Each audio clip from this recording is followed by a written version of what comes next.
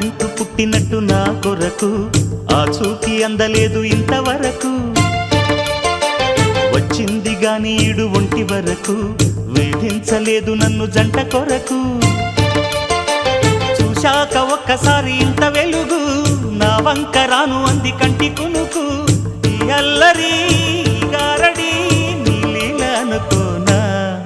నీ పేరు ప్రేమ అవునా ఇవాళే నిన్ను పోల్చుకుందా